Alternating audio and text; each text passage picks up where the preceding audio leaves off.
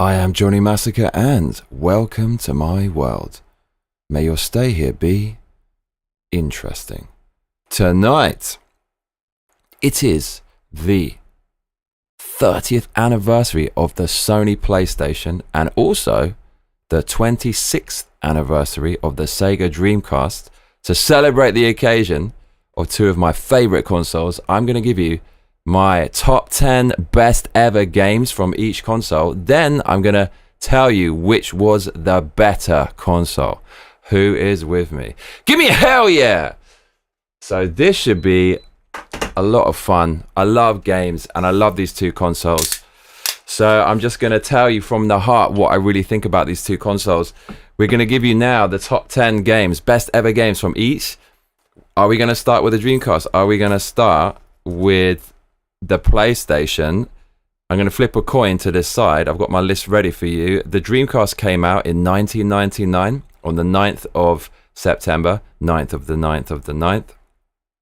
9th. And the PlayStation came out on the same day. That was in Japan. The PlayStation came out in North America on the same day, 9th of September. But in 1995. Has it really been 30 years? Okay, so we're going to flip a Japanese coin to decide which top 10 we're going to give you first. 100 for the Dreamcast and whatever this thing is, a bunch of flowers for the PlayStation. I don't like flipping it. Okay, it's going to be PlayStation first, bruv. So I got my coffee here. I'm going to flood my brain with dopamine and then give you my top 10 Sony PlayStation 1 games to celebrate its 30th anniversary.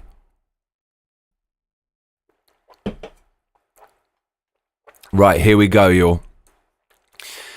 So the 10th best PlayStation game of all time is Die Hard Trilogy. This was 3 games in one. I can't think of any other game that offered this much value at the time. It was a third-person shoot-'em-up with an isometric viewpoint, which was Die Hard 1. It was a light gun game, which was Die Hard 2. And it was a driving game, which was Die Hard 3. All of them were really, really good. The driving game was the go-to game. Everyone kind of liked that the best. And it was just such a step up from the previous generation of 2D consoles. You could go anywhere and do anything in a car. And it was awesome. But my favorite part of it was the third-person shoot-'em-up. You're going through the building up floors, like in Die Hard 1. And there was a stealth element to it. That alone would have been worth the price of the game. Fucking amazing. And it really showed off the graphical grunt of the PlayStation 1. They could achieve a hell of a lot with that hardware, unlike the rival SEGA Saturn, which developers had a hard time getting the most out of. The 9th best PlayStation 1 game of all time is Ridge Racer. This was the launch title. At the time, arcades were really popular, and this was the first, arguably, top arcade port ever into 3D. Ridge Racer was the rival to Sega's Daytona USA racing game in the arcades. It wasn't as popular as Daytona, but it was a great game. And I remember seeing this when it came out, and it just looked fucking incredible. Mate, like I said before, the previous generation was 2D. Now we had 3D, and we had this racing game. It looked fucking amazing. And the other thing is, for me, this was a nail in the coffin of the rival Sega Saturn. That console had its own racing game, Daytona USA, which was much more loved than Ridge Racer, although Ridge Racer is decent. But the conversion of Daytona looked terrible on the Sega Saturn. I'm a massive Sega fanboy, massive, and I still like that game. But Ridge Racer's conversion was so much better. So instantly, as soon as the console was released to PlayStation 1, with the launch title of Ridge Racer, you knew that this was the best hardware. You knew it was the most impressive. And since this is basically the first 3D graphics we ever got, you just gravitated towards this console. This was the future. This is what you wanted. The future was here when Ridge Racer came out. The arcade port actually isn't that good. If you look at the arcade compared to PlayStation, but it's a solid arcade racer. And it had electronic music tunes and songs that sounded like Gabba.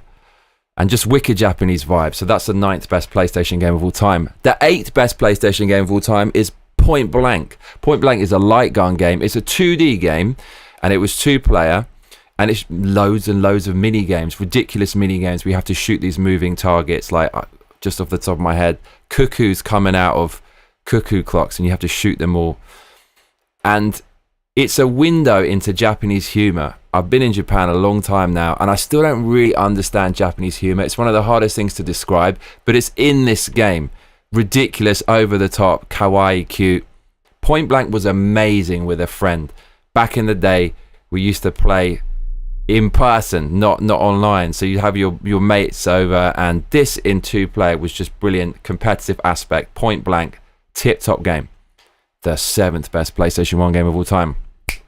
Parappa the Rapper. So this is widely considered the first true rhythm game because of its influential design that established the core template for the genre. The main character is a dog, and he wears a hat with a frog on it. More Japanese vibes. I love the way at this time Japan was in a golden age of creativity and influenced the world so much. They always do like a metaphorical Russian doll of cuteness, or kawaii as we say in Japan. It's not cute enough having a dog. You've got to have a dog with a hat with a frog on it. So double word score in terms of cuteness for Parappa the Rapper. Loads of other weird characters. I seem to remember some policewoman who was like a deer or something driving a car. But anyways, the game just had amazing music, and you had to press the buttons in time to the music. Really silly fun. It shouldn't be fun. It shouldn't be good. But it just was, and it was deceptively challenging. The gameplay was really basic compared to other games, but you couldn't just breeze through the game. I remember trying for ages to complete certain levels, and then when you finish the game, you kind of wanted to go back with the new skills to try to get the highest score. The graphics were cel-shaded and looked all kind of odd. It was a 2D look in a 3D world, and I remember coming outside of a rave when I was about 20 years old, peeled up off my head, and someone was giving out promotional material, and they gave me a Parappa the Rapper 10-inch record, which I ended up selling, and it's probably worth loads of money today. So Parappa the Rapper, the first ever big rhythm action game, and something highly original. I recommend to play it. Number 6, the 6th best PlayStation game of all time, Wipeout. This was a racing game set in the future. Your vehicle didn't have wheels, bruv. It was like a flying car a la Back to the Future. And it was very angular and aerodynamic. This game was basically F-Zero in 3D. It was, speaking of pills again, drug influence for sure. The people who made this game were definitely clubbing at the time in the UK. It was made by British people. The UK was experiencing its own golden age. Not necessarily a video game production like in Japan, but in electronic music. So the makers of this game were definitely influenced by the club scene and the drug scene at the time. It's very elegant and slick. It's brutally difficult. It's punishing. If you hit the wall, you're screwed, and all the other craft will overtake you. The graphics are lovely, and they still look good today. All these great graphical games off the bat when the PlayStation 1 came out, unlike the rival Sega Saturn, where the graphic quality was very dynamic. Sometimes it was great, sometimes it was bad. Developers had a hard time getting the most out of that console. Not on PlayStation. Right off the bat, right out of the gate, all the games look great. Wipeout is certainly one of them. And even today it looks cool. Probably the most memorable thing about this game is the licensed soundtrack. There was loads of great electronic music that they paid for to put into the game. Probably the most famous one is Chemical Beats by the Chemical Brothers. And the clubbers of that generation obviously loved this game. You're welcome for that world. That came from my country, from Britain. Proper UK vibes. Not many games are made by the UK anymore. So if you want to play something very unique indeed, make sure you check out Wipeout. I just felt the dynamic of the game was really in the middle. It didn't have this over-the-top presentation and then like a quiet menu screen and then building up to the race with the music. It was all kind of started off, looked really cool. The race starts, some of the tunes were a little bit ambient and you're cruising around. So it didn't have these kind of over-the-top dynamics that you associate with video games. It was all, you're just floating along, playing the game, it's doing its thing. It's a really different experience. Wipeout is very, very cool. Make sure you play it. The 5th best video game of all time on the Sony PlayStation 1 is Resident Evil 2. It's just a perfect game. It's very confident in its execution. Resident Evil 1 invented the zombie survival horror genre, and I felt they probably didn't know how successful it was going to be, but when they realized its potential, after that game's success, they absolutely nailed Resident Evil 2. The story's memorable. The characters, I feel, are better than the first one in a way. And it's not too difficult, so you could experience the whole story. Very, very replayable. The replayability was just awesome. When you finish with one character, then you played the game again with a different character. And like a good book where you have different characters whose stories converge, the stories converge later on. And there was just enough changes with each character to make you want to play it again. And then you could do the whole thing again, but starting with the character who you played second the first time around. And then you'd play, so for example, if you started with Leon, you'd finish with what's her, I forget the name. What's the other name of that character? It's not Jill. Claire. So you start with Leon and then you play again with Claire. Then you can start all over again with Claire and then you start with Leon. So you'd essentially play the game 4 times to complete it properly.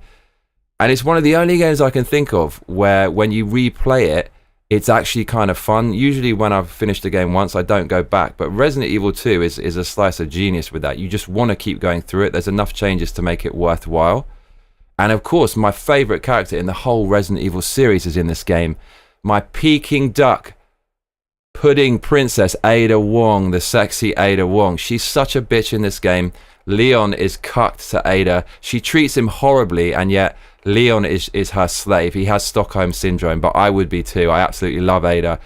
And she kind of dies in the game, but she's not really dead. And when she dies, it's a heartbreaking moment. Resident Evil 2, great weapons, great monsters, great graphics, great story. Everything is top in this. It's the perfect game. And it certainly warrants its place on the list halfway through it at number 5.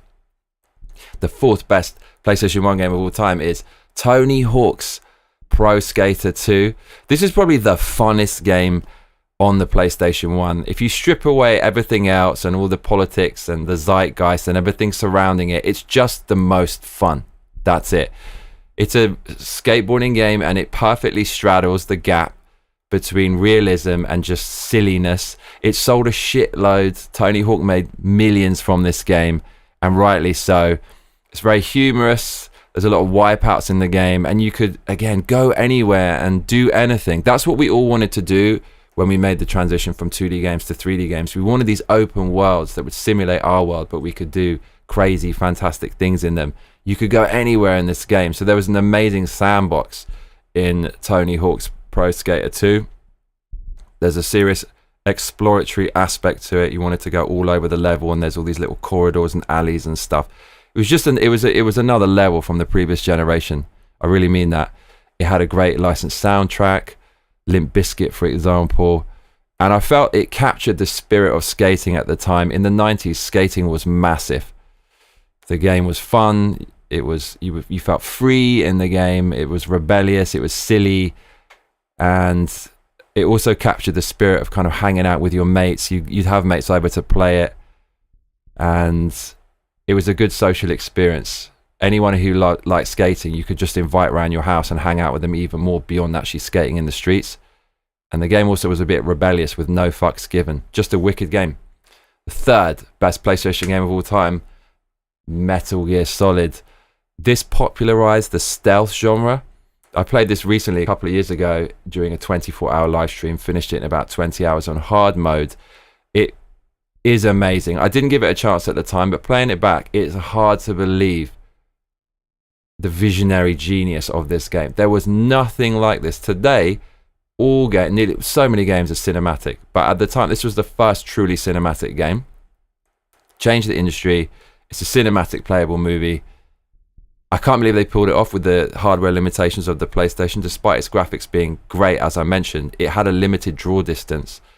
So I don't know how they pulled off a cinematic game when you can't see more than 20 meters in front of you, but they somehow did. It has an interesting story. This is the game that helped Kojima, one of the most famous, charismatic video game developers in the world, blow up.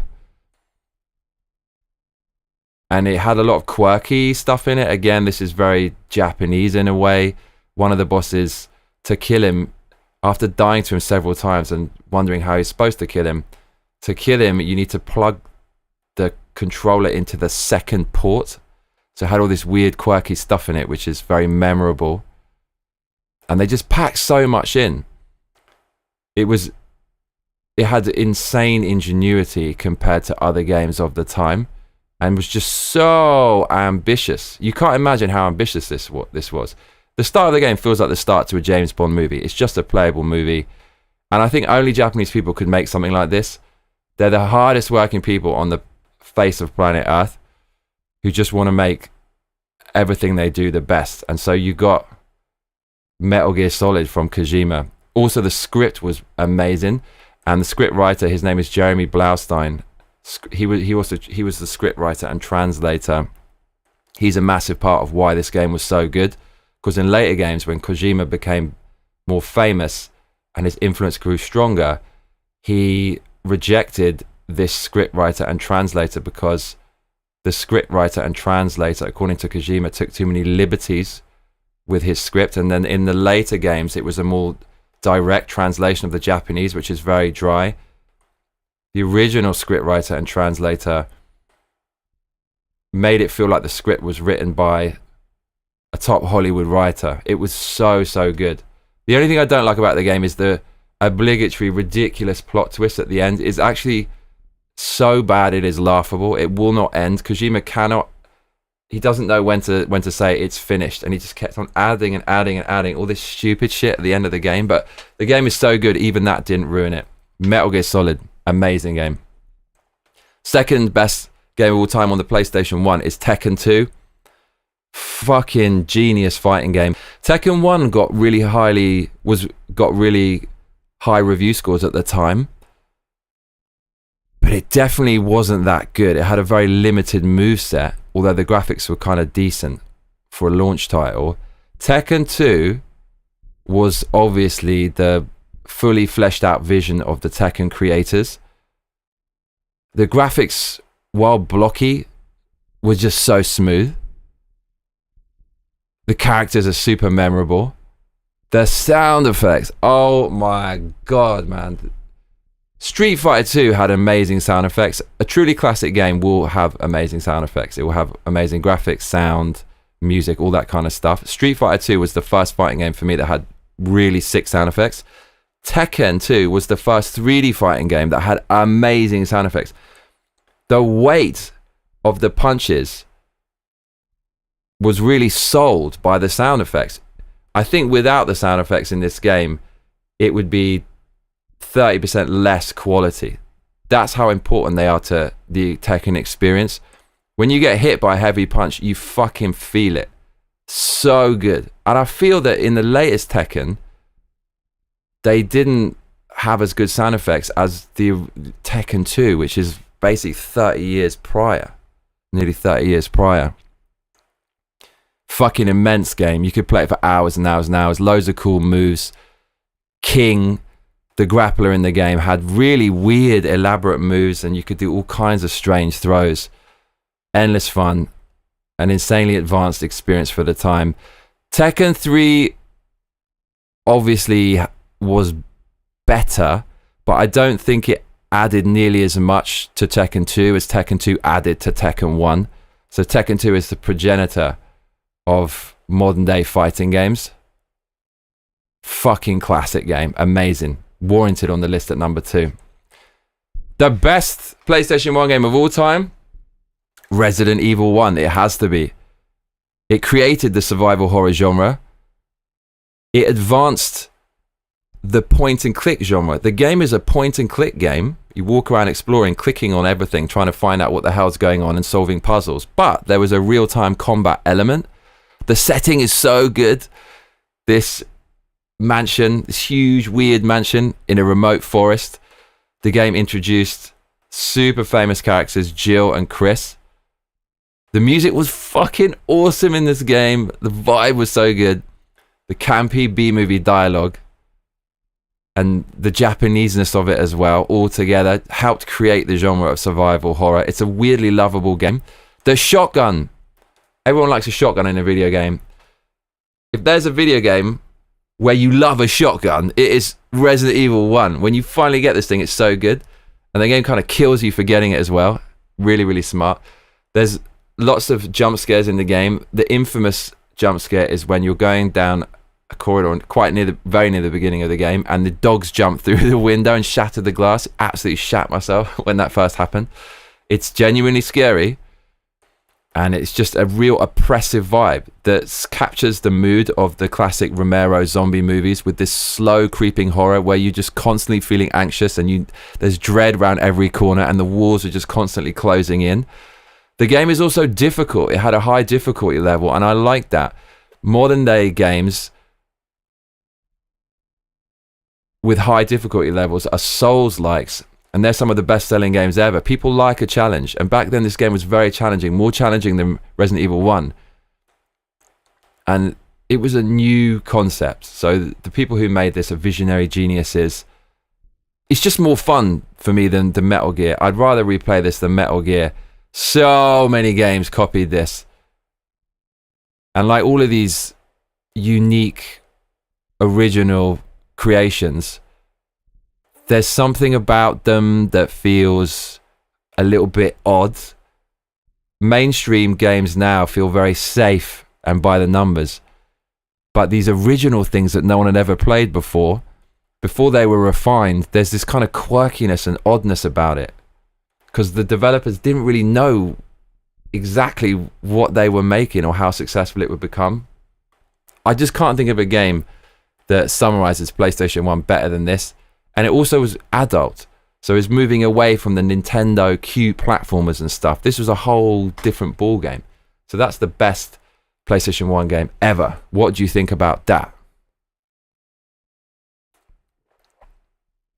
So now, having celebrated the 30th anniversary of the Sony PlayStation 1, we're going to celebrate the 26th anniversary of the SEGA Dreamcast, and we're going to look at the top 10 SEGA Dreamcast games right now.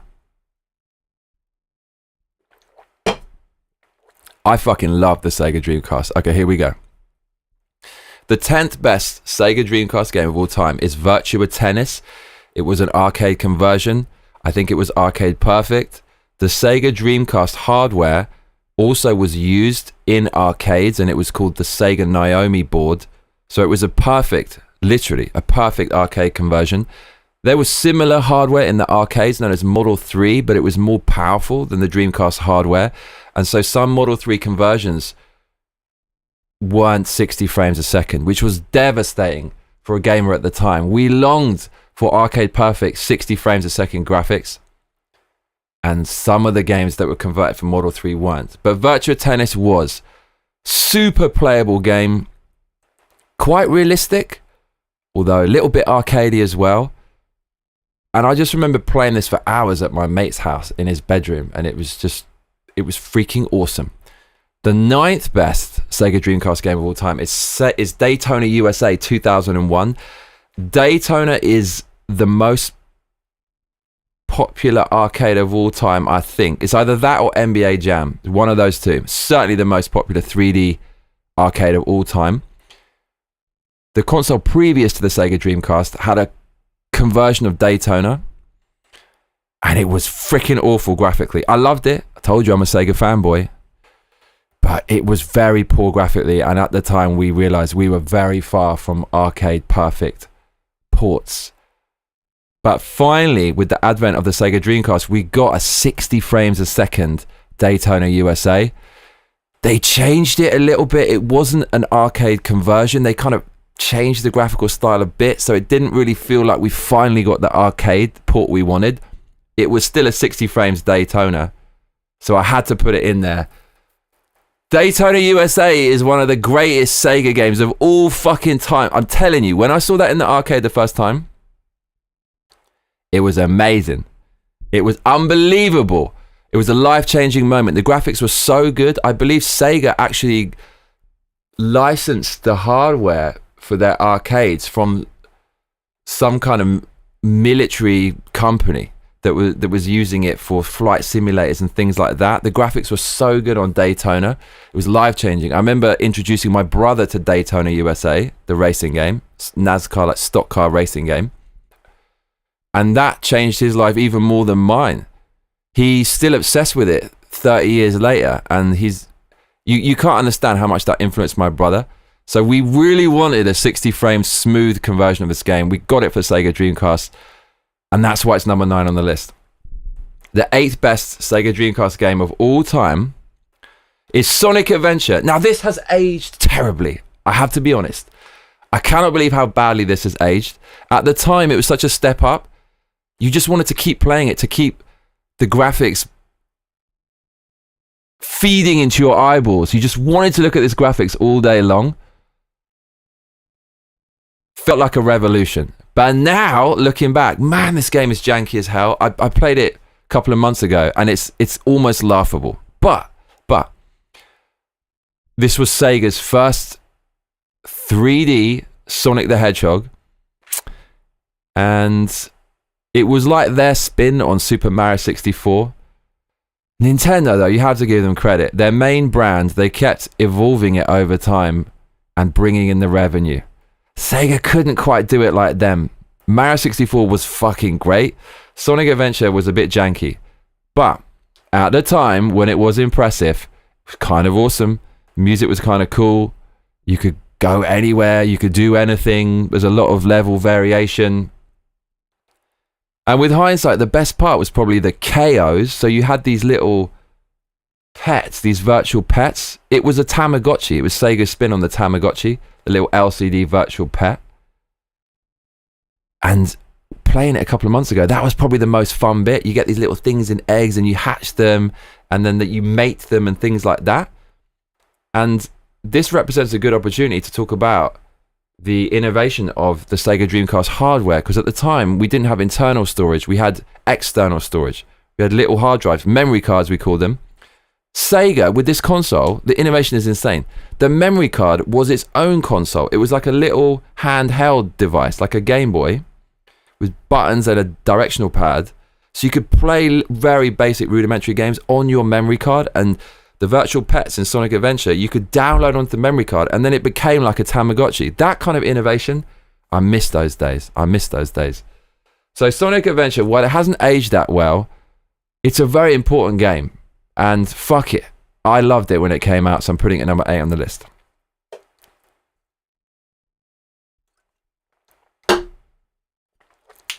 The 7th best Sega Dreamcast game of all time. Crazy Taxi. Everyone loves this. It's not the deepest game. I feel that for casuals, this is number 1 on the list. You're a taxi driver and you've got to go pick up customers and drop them somewhere. And it's very silly. You have to go as fast as possible. And when you do that, you're crashing into other cars. You're driving through parks. You're going over jumps and stuff. If you did that in real life, you would get life in prison. But it's a game, so you can live out your weird murderous fantasies of actually you don't run people over like Grand Theft Auto, but it's kind of a murderous fantasy of driving a car at 100 miles per hour through busy city streets, dropping off customers. There's nothing like that really. What other game was doing that? There wasn't anything. Very simple concept. You're a taxi driver, but let's make it as ridiculous as possible and put it in this strange Sega world with bright green grass and vibrant blue skies and just lots of chaotic action. So Crazy Taxi, everyone knows it. I think anyone could pretty much play this today, and I think this is probably the easiest game for non-gamers to play. The 6th best Dreamcast game of all time, Sega Marine Fishing. Hear me out here. So I've always liked fishing games. I don't know why, I just like them. And there were 2 main fishing games on the Sega Dreamcast. One was Sega Bass Fishing, and Sega Marine Fishing, there was just more fish you could catch. Bass Fishing was only bass. Sega Marine Fishing, there's all different kinds of fish, and I thought that was really exciting. You could catch sharks and sailfish and swordfish and all kinds of weird things. And it had that Sega aesthetic that just makes me happy, partly because it's just nostalgia, but partly because it's just so nice to look at. I think this started with Outrun, that classic 2D racer by Sega, way back in the day. I think that was late 80s. For Outrun, I believe that was influenced by America. The Sega developers went over to America I think like California or something like that, and it had really nice weather, and they went back to Japan and they made racing games with this nice weather aesthetic, but they made it ultra colorful. So it's sunny, blue skies, cruising in a car. I think it's just a manifestation of the good memories the Japanese developers had of an American kind of business trip. And that aesthetic pervaded all the way through Sega's consoles. It just became their house style. And you see it in Sega Marine Fishing, ultra blue sky, an ultra blue sea, and it's aquamarine. It's something about this aesthetic that's very inspiring and lovable. It definitely partly influenced the vaporwave music genre that started, 10, 12, 13, 14 years ago, when they started to, a new generation who didn't experience the Dreamcast were influenced by that kind of graphical style. And you have to give a shout out to the music in this game as well. It's all made in-house by Sega sound team. There's just so much creativity in these games. The graphics, the sound, all made from scratch. And it had a different pace compared to like a shooting game or a fighting game. You chill in there, move the boat around, cast your line, and then action starts and you're trying to catch this fish. I just fucking love this game. So that is the 6th best Dreamcast game of all time. 5th best Dreamcast game of all time is Soul Calibur, fighting game. Everyone loves this game. This tops a lot of top 10 lists for Sega Dreamcast. I wouldn't say it's the best game because it's similar to other fighting games, but it just outdid them all. It was another level. Again, insane sound effects in this game. The sound effects really sell the combat. When you hit someone with a sword or a clunker or a club, it really feels like you're hitting them. So satisfying. Fucking cool character design in this game. There's a lizard man. He just looks wicked, bruv. Music is epic. Really, really warlike music. A lot of horns in there. A lot of horn ensembles that make it feel like an epic movie and a myth and this huge kind of gladiatorial narrative. The music was great in Soul Calibur. Bit of booba. This is before ESG loans and nerfed female character designs. The female characters were cool and sexy.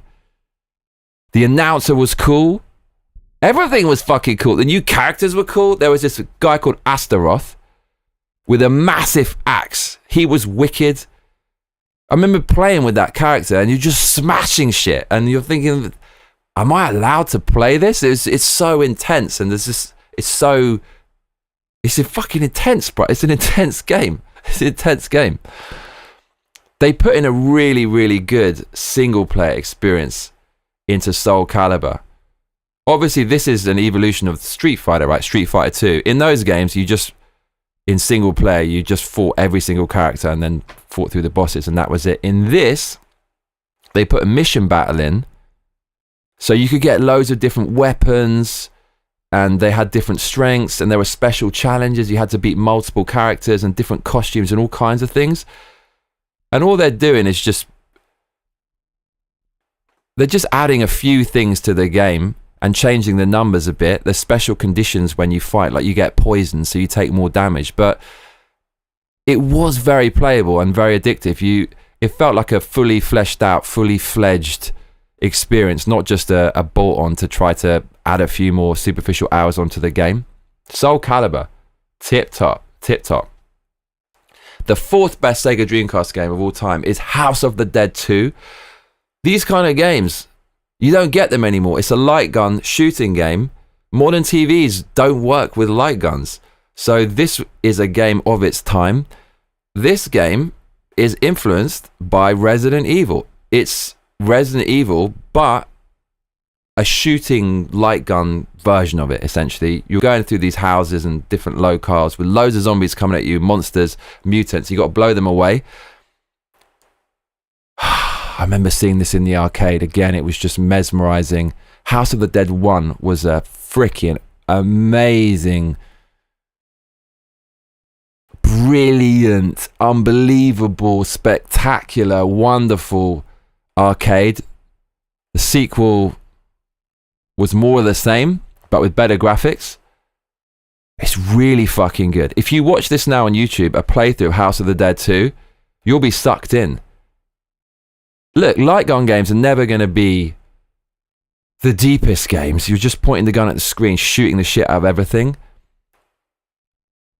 But it feels like you're in a movie, like in 28 Days Later. So much shit coming at you, really intense action. Again, like top sound effects, wicked, spooky kind of organ-based music. And you're just locked inside that zeitgeist Sega world. You never want to leave. Really, really intense game. Like, imagine actually being in a city overrun by zombies. They're all coming at you and you're desperately trying to shoot them. It's what it feels like. It's what it feels like in a game. Terrible voice acting, which is so hilarious. It's brilliant. If the voice acting were better, this game would be worse, because it's just so funny to hear. I love it when Japanese people are so proud of their culture. They never even think for a second to ask a foreigner like how good their English is, and they put all this really bad D-movie caliber voice acting in the game that just becomes inadvertently hilarious. House of the Dead 2, so many good memories of blowing away zombies with my best mate. Could play it over and over and over again, and you'll never ever get games like this again, because it's an arcade game. It's designed to be played about 15 minutes, so you don't really play it for that long. Nowadays, all games are made to last like at least 30, 40, 50 hours. This is made to last like 15 minutes, and then it's more of the same. There are multiple paths, but still, I don't know why, but at the time, you were totally happy with these kind of short, intense experiences and just reliving it again and again and again. They added stuff beyond the arcade, different collectibles and things to shoot to keep you coming back. But it's just such a well-calibrated experience. You had loads of fun playing it. The third best Dreamcast game of all time is Marvel vs. Capcom 2. There were a few decent 2D fighting games on the Sega Dreamcast. I actually preferred Marvel vs. Capcom 1. Street Fighter 3 came out on the Dreamcast as well. But Marvel vs. Capcom 2 represented the peak of Capcom 2D fighting games. They basically put every character ever, squashed it into one game, and somehow calibrated the whole thing to make it playable. And it launched the career and the legend of Justin Wong, who's my favorite 2D fighting game pro player of all time. He's the Marvel vs. Capcom 2 god. I played this a lot back in the day. And what can I say? Marvel vs. Capcom 2, after that, Capcom switched more into 3D games. So this represented the apex of all their 2D legacy, and it was also the end of an era. So it was the perfect way to go out for them in their 2D fighting game legacy. The second best Dreamcast game of all time, I would say, is Power Stone. So Power Stone is by Capcom. It's a 3D fighting game, but instead of being head on where you're looking at the characters from the side, you're actually just running around an arena. So it was a great sandbox. You could pick up all these items. The chunkier, bigger kind of grappling characters could uproot lampposts, rip out the lamppost and smash their opponent from across the screen, which just looked awesome. There was special moves as well when you were powered up, and it was cool seeing those in 3D. And the character design was really fun. And there was no other game like that. I don't think anything like that had been made before. So it was a nice spin on the 3D fighting genre, and just good memories for me. So the best Dreamcast game of all time is Virtua Fighter 3. So unlike Tekken 2 on the PlayStation, this was a little bit less satisfying to play. The sound effects weren't as meaty and weighty. They didn't have as much gravity. And the characters were a little bit more elegant and not so over the top and memorable. But as a launch title, this looked sublime. The arcade was Model 3 hardware, not the Naomi hardware that was the same as the Dreamcast. So it was a little bit harder to get this arcade perfect, but they got it so damn close. This was the first time in my life I felt I got a high-powered arcade in my house, in my home. It looks so similar to the hardware you'd play in an arcade that would cost thousands of dollars to buy. The developers were very clever with the conversions. So they made a few concessions, but it looked pretty much arcade perfect. And I put endless hours into this game. It's a really deep fighting game and very, very Japanese. Obsessive levels of detail. And you could play the game for hundreds of hours and still be finding out new things. The diversity of the stages was really good. You had the sand level, you had an island level with the Sega aesthetic. And the levels did not have flat ground. So sometimes there were slightly sloping roofs or undulating sand dunes. And that changed the actual gameplay. You could miss punches and kicks depending on where you were on the level.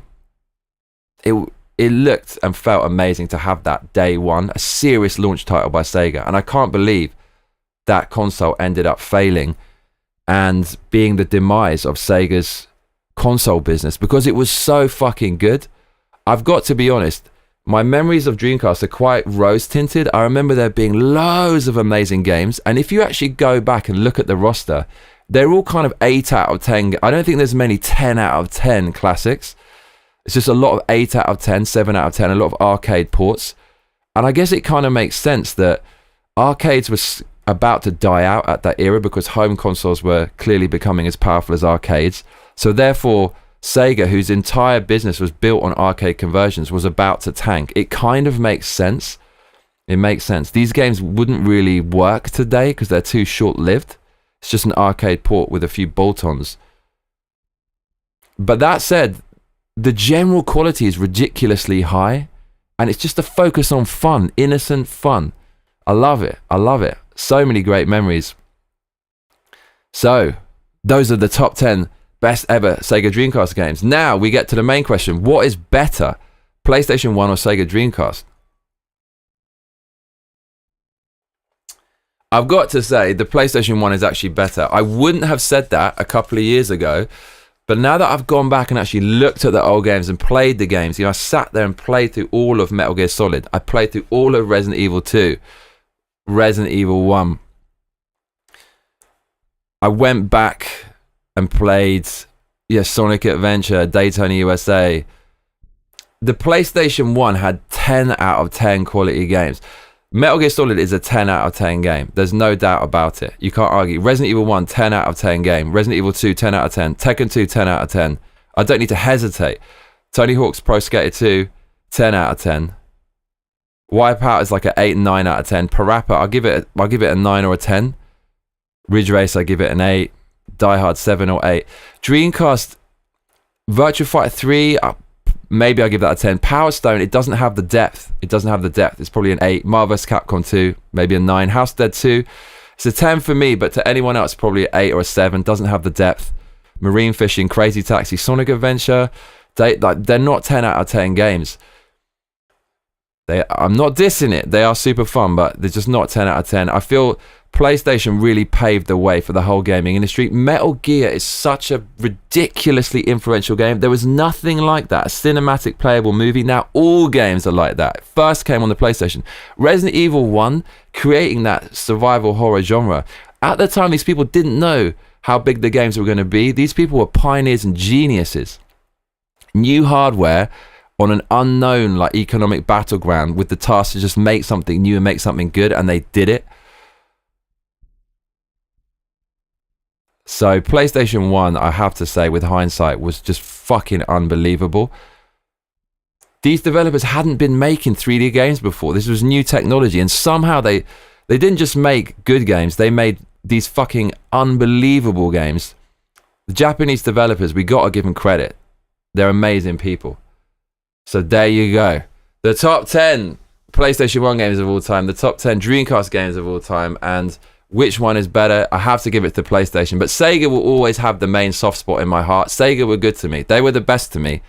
I'm a fanboy for Sega, but if I'm going to be objective about it, I couldn't tell you that Dreamcast was better than PlayStation 1. They're both fucking amazing consoles in their own right, and I recommend to go out and play all of these games. So thank you very much, everyone. I did one of these top 10 lists before for the Mega Drive, and it's very shonky. You can't really riff on these top 10 lists. I'm just riffing.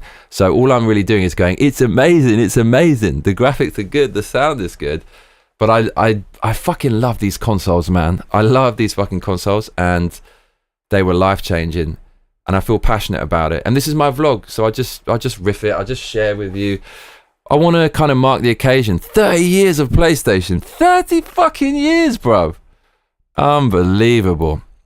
I remember getting it and just Ridge Racer tore off the roof, bro. I was just looking at it and it was fucking incredible.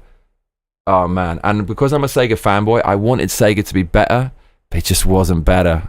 I had Daytona on the Saturn. Virtua Fighter was a great game, but like PlayStation just looked better. It was so playable. The hardware, it made the graphics effortless. It made effortless graphics, just cranked out 3D, whatever the developers really wanted. So many sick titles, man. So many sick titles. I see peeps in the comments. What's up, Ben? Ben, are you new here? Metal Gear Solid 2. That's on the list of things to play for sure. For sure. Egta22 says, hell yay. Egta22 says, lol, that sounds cool. I never played it. Egta22 says, Claire. Hirampert says you. Hirampert says, Tekken 3 was the game when I was like 5 years old. Egta22 says, I enjoyed the Tekken games. I didn't play them much though. Egta22 says, oh bro, I remember watching my cousin play Wii 1. I remember the first zombie turning to the camera when you come across it off the dining room table. Epic. Egta22 says, dining room. Hirampert says, anyone know how old our man is? Brad 42. W says, Johnny. Brad W says 40-ish. Hirampert says, oh damn. Thought he was closer to 30. Egta22 says, I love Crazy Taxi. Everyone loves it. Zlen Omega says, yo Johnny and chat, what is up? Zlen Omega says, Simpsons Road Rage. Egta22 says, it was so good the Simpsons Road Rage did it, haha. Hirampert says, alright, I'm gonna take off, but thank you Johnny and sire everyone. See ya, mate. Brad W says,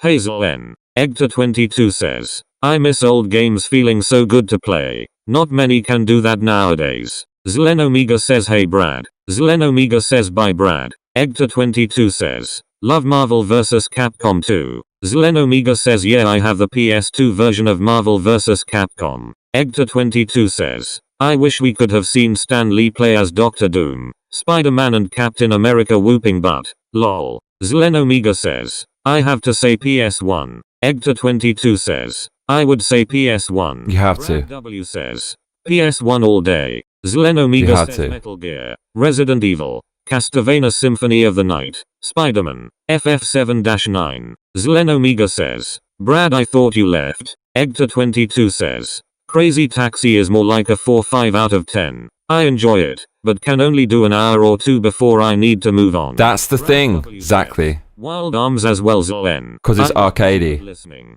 Zlen Omega says, oh yeah, Wild Arms is fantastic, love it. Zlen Omega says, Egta22, yeah, I agree. Zlen Omega says, Johnny, do you have a PS3? No. We used to have it though.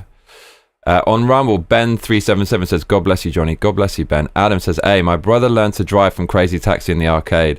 Soul Calibur. Marvel vs. Capcom 2 was the craziest thing I'd ever seen when I stumbled upon it at a movie theater. I was just in awe that it had all the characters I knew. Are you aware there are new games for the Dreamcast? I mean, it wouldn't surprise me. There's a game that was made for the Dreamcast in 2021 called Xenocider. There's a demo on Steam. Is that any good? So, yeah, I left a few games out. The games that I left out for PlayStation 1, Gran Turismo. I mean, graphically at the time, that was freaking ridiculous. And that was the thing. They just put all of the PlayStation's graphical power into that. It was a showcase for its graphical capabilities. But it was too realistic. It was tweaking all the little parts of the car, and I don't know, man. I found it a little bit boring in some ways, although I did play it a lot. Twisted Metal is like the antithesis to Gran Turismo. It was just ridiculous. You had all these silly vehicles with characters, and it was like The Running Man. It was a game show where you'd fight to the death, but in vehicles. But I loved it. Silent Hill, played that recently. It's just the gameplay is not good in that game. But it was new at the time, and it was fucking adult and very scary. Tomb Raider was top. It's just so difficult. Driver was really good, but I felt it was... Driver was decent though. Driver was actually really fucking good. It maybe could have made that list. It was like Grand... it was Grand Theft Auto before Grand Theft Auto 3D, so it was decent, but it kind of lacked the narrative. Final Fantasy VII, of course, it's massive. It brought the genre into 3D. It spawned a ridiculous amount of sequels. It's probably the most recognizable PlayStation... It's probably the most recognizable Final Fantasy characters ever. But do I remember playing that and thinking, this is really great? I feel it's a bit like anime, where it's a massive niche in the West, but looking back on it, I feel the same way about Final Fantasy as I just feel about anime in general. It's this Japanese genre, which you either love it or you hate it. And the turn-based, I played a lot of turn-based back in the day, but I don't really like turn-based. I want real-time action. And it's just, again, like weird storylines. So it's not my favorite, but I know for most it would make the list. That was the game that apparently killed the Sega Saturn. After that, Final Fantasy was so popular, there was no way back for the Saturn. One of my personal favorites is ESPN Extreme Games. It's a 3D version of Road Rash. You can choose a luge, a bike, a skateboard, or rollerblades. That was really fucking good. Played it recently. Not a lot of replayability, but I loved that. That's a really underrated game. I feel the design of the PlayStation was freaking unbelievable. It just looked so cool, and I loved the pad. The pad is so iconic. I didn't like the pad when they made room for the analog sticks. I just think they made it look worse. But the original PlayStation pad, really cool. Also, I like the way they use shapes instead of A, B, and C. That was a great innovation that they had. And I like the way it was aimed at clubbers and that generation. It was a bit edgier, really decent.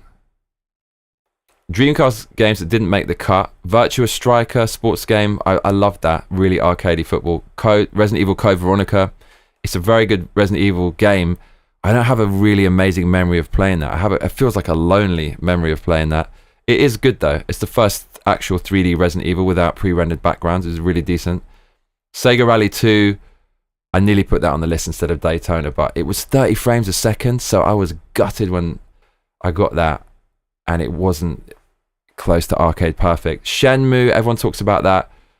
I'll be honest, I haven't played it. It just looks like a little bit weird, but I'm going to reserve my judgment. We will play that at some point. I'm pretty sure that's going to be a bit strange though.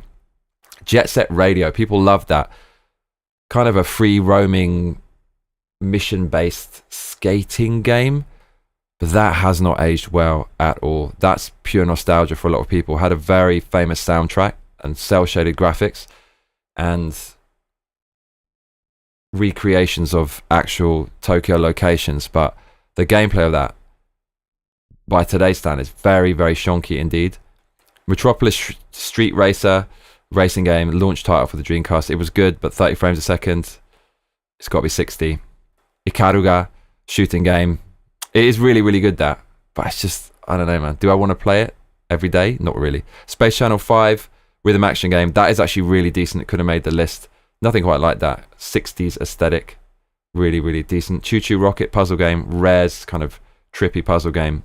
Fantasy Star Online. Dynamite Cop. There's plenty of other games, but that's my list, bruv. Zlen Omega says, hey people from Rumble. Egta22 says, if your brother learned to drive from Crazy Taxi, we should all be worried, lol, joking. Egta22 says, my wife is a huge Tomb Raider fan. Egta22 says, I agree, Johnny. Turn bass isn't my cup of tea. Zlen Omega says, FF7 is awesome, it became more anime with the movie Advent Children. Zlen Omega says Code Veronica is my second favorite Wii game. Egta22 says, I beat Code Veronica once. Liked it. Need to replay sometime. It's good. Zlen Omega says, Egta22 you should do it. I mean, House of the Dead 2 is probably my sneaky favourite, but you can't say that's better than Virtua Fighter 3. Virtua Fighter 3 has more replayability. It's such a wicked launch title. If you enjoyed this episode of Johnny Massacre's World, please consider donating on streamlabs.com/Johnny Massacre, patreon.com/Johnny Massacre. You can become a patron there. and paypal.me/give me a hell yeah. Also, you should become an official Massacre mate in the bottom left. If you click on join, you get access to private streams. I think I'm going to do a private stream now. So if you want to keep watching, it's just I need to do some work, but it'd be nice to have some company to distract me. I'm going to do that now. So thanks everyone for joining today. Hope you enjoyed that. There's not really much going on in the way of news, and that's kind of a good thing in light of recent news. So I thought we'll keep it light and we'll cram in as much video gaming content at the same time. Why not combine the two significant anniversaries of two of the best consoles ever released? Thanks very much, everyone. I'm going to do a members only stream now. So please become a member. It's less than $5 a month, and I'll see you there. Much love. Take care. Good night.